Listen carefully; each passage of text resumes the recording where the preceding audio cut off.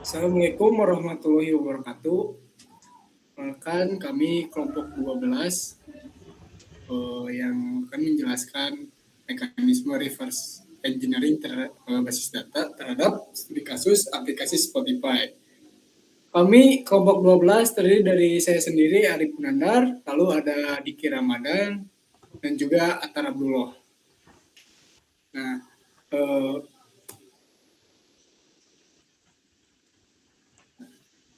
saja pada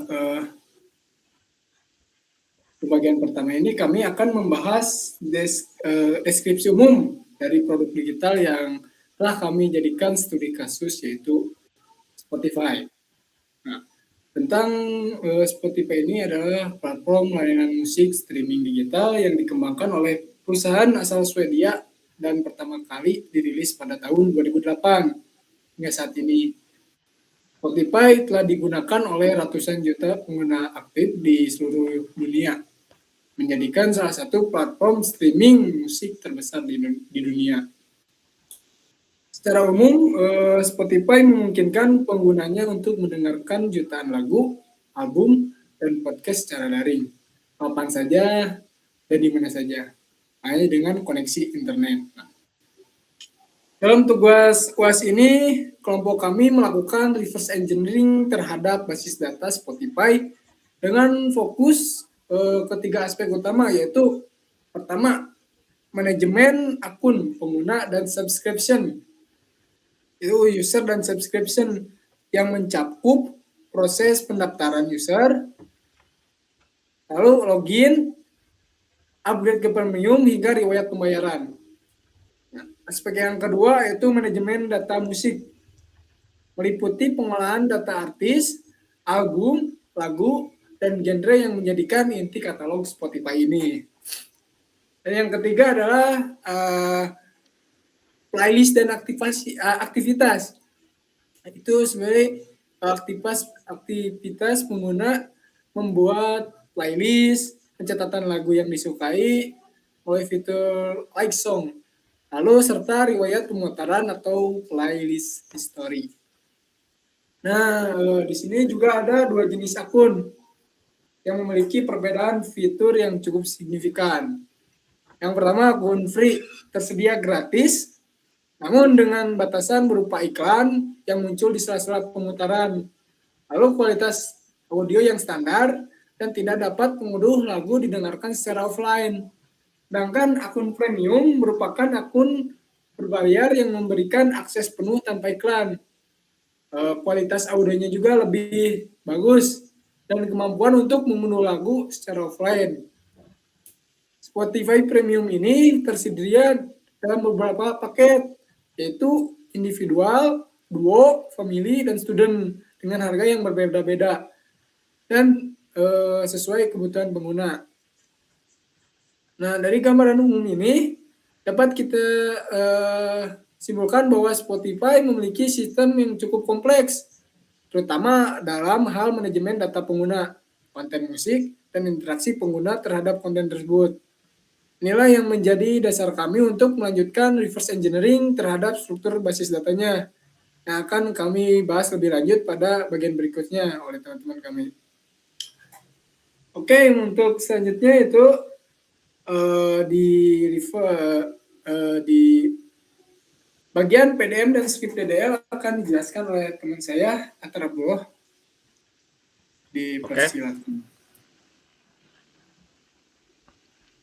Nah, sekarang kita masuk ke bagian inti teknis, yaitu script DDL yang digunakan untuk membangun skema bisnis data kami. Seluruh tabel kami berikan prefix BDA kelompok 5 untuk menjaga keunikan dan kerapian struktur data. Mari kita bedah per modul. Untuk modul yang pertama itu subscription dan user. Nah, untuk yang user, tabel ini berfungsi menampung data akun pengguna. Kami menggunakan ID tipe in auto instrument sebagai primary key. Kolom email sengaja kami beri constraint unik agar satu email tidak bisa mendaftar dua kali. Password disimpan menggunakan panjang varchar 255 untuk mengakomodasi hasil enkripsi demi keamanan. Masuk untuk selanjutnya tabel subscription. Nah, tabel ini mencatat status langganan pengguna. Menariknya di sini, kami menggunakan constraint check plan in untuk membatasi pilihan paket, yaitu hanya boleh berisi free, individual, duo, family, dan student. Kami juga menghubungkannya ke tabel user menggunakan foreign key user ID. Lalu yang tabel ketiga payment, setiap kali ada transaksi, datanya akan masuk ke tabel payment. Kami menggunakan tipe desimal 10,2 pada kolom jumlah bayar. Untuk presisi nilai mata uang, tabel ini merujuk ke ID langganan melalui foreign key subscription ID. Untuk selanjutnya modul musik.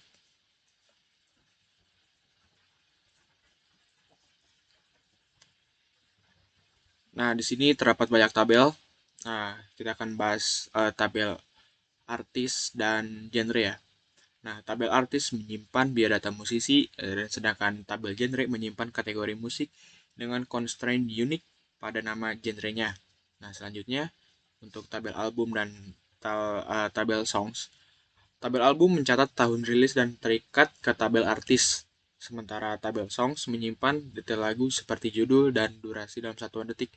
Lagu ini wajib memiliki relasi ke album dan genre melalui foreign key. Lalu untuk yang tabel playlist dan playlist songs, nah, mencatat playlist yang dibuat user, makanya terdapat foreign key user ID. Nah, untuk yang playlist songs, karena relasi antara playlist dan lagu adalah many to many, atau satu playlist punya banyak lagu dan satu lagu bisa masuk ke banyak playlist. Nah, kami membuat tabel jembatan ini, keunikannya adalah kami membangun playlist dan song ID itu menjadi composite primary key yang otomatis mencegah lagu yang sama masuk dua kali dalam satu playlist. Selanjutnya untuk tabel play history dan like songs. Nah, untuk yang history mencatat kapan user memutar lagu dan dengan tipe data datetime, sedangkan like songs mencatat lagu-lagu yang disukai user dengan composite primary key agar aksi like pada satu lagu oleh user yang sama bersifat unik. Selanjutnya untuk script insert. Nah, setelah struktur database terbentuk melalui DDL, langkah selanjutnya adalah melakukan pengisian data stimulasi menggunakan script insert data dummy. Nah, untuk proses insert, kami memasukkan 3 user contoh, yaitu ada Arif, yang pertama, yang kedua ada Budi, yang ketiga itu ada Citra.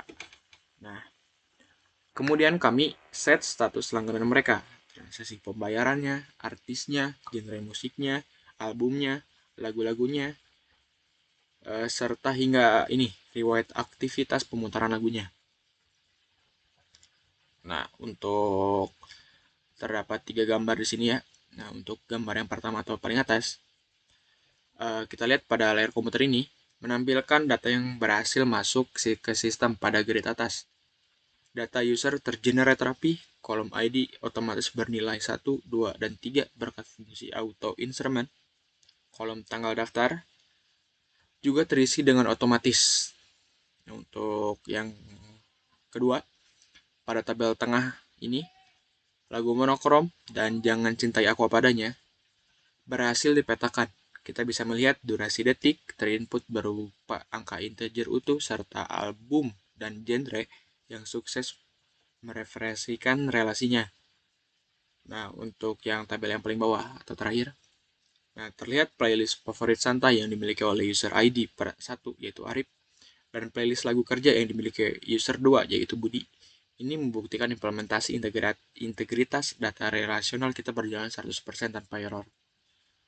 Sekian dari saya. Terima kasih.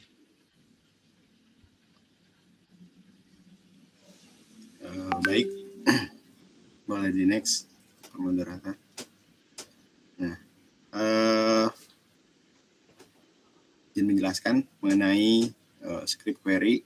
Sebelum ke penjelasan yang lebih lanjut, saya akan menjelaskan tentang fundamental mengapa tujuan kami membuat menjelaskan mengenai tujuan keseluruhan script query, yaitu mendemonstrasikan cara pengambilan dan pengolahan data menggunakan SQL serta menyebutkan pengelompokan berdasarkan 3 modul.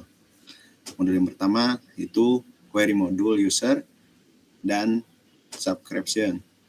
Terdiri dari 4 modul. Pada modul ini kami menyebutkan 3 query utama pada modul ini. Untuk query yang pertama yaitu cara kerja join antara tabel user dan subscription menggunakan fungsi filter where status aktif dan manfaatnya untuk monitoring anggota aktif. Lalu query yang kedua mengenai fungsi agregasi menggunakan sum untuk menghitung total pendapatan dari seluruh pembayarannya. Nah, untuk ketiga penggunaan group by and count untuk distribusi penggunaan per jenis plan. Lalu ada query yang kedua itu modul musik. Terdapat 4 modul untuk membuka konteks modul. Nah, untuk query yang pertama itu cara kerja multi sampai join 4 tabel. Yang pertama dari songs ke album, dari album ke artis, dan dari songs ke genre. Nah, untuk penjelasan query yang kedua mendapati perbedaan left join dan inner join dan alasan penggunaannya. Lalu yang ketiga mekanisme subquery korelasi untuk mencari lagu terlama per genre. Lalu yang terakhir ada query modul, playlist, dan aktivitas menggunanya. Untuk query pertama menggunakan count plus order by deskripsi untuk top flight song. Penjelasan query yang kedua itu mengenai 3 tabel join untuk menampilkan isi playlist tertentu. Untuk query yang ketiga menggunakan relasi many to many pada like songs dan manfaat untuk fitur personalisasi. Cukup untuk penjelasan dari saya serahkan ke moderator. Baik, terima kasih. Sebelum kami tutup, izinkan saya menyampaikan kesimpulan dari hasil reverse engineering basis data Spotify yang telah kelompok kami kerjakan. Nah, ini kesimpulan yang pertama adalah perancangan 9 tabel. Selama ini melalui proses reverse engineering terhadap aplikasi Spotify, kelompok kami berhasil merancang struktur basis data rasional yang terdiri dari 9 tabel utama, yaitu user, subscription, payment, artist, genre, album, song, playlist song, play history, dan like song. Nah, seluruh tabel tersebut saling terintegrasi satu sama lain menggunakan JNK atau FK, sehingga integritas diferensialnya antar tabel tetap terjaga dengan baik. Nah, kesimpulan yang kedua yaitu relasi one to many, dan many to many. Kedua dalam perancangan ini kami berhasil menerapkan 2 jenis basis data yaitu tadi relasi yang one to many diterapkan pada hubungan seperti user ke subscription, artis ke album, hingga album ke song. Nah, berdasarkan relasi many to many diterapkan pada hubungan antara playlist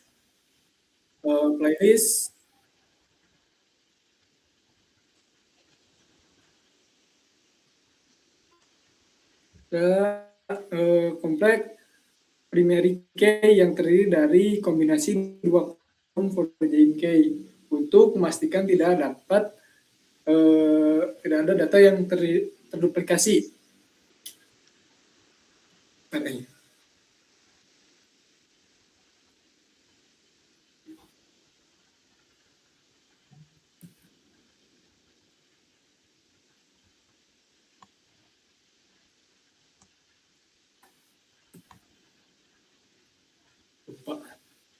Untuk kesimpulan yang ketiga itu kami menerapkan berbagai jenis constraint untuk menjaga kualitas integritas data, diantaranya merupakan primary key sebagai identitas untuk setiap record.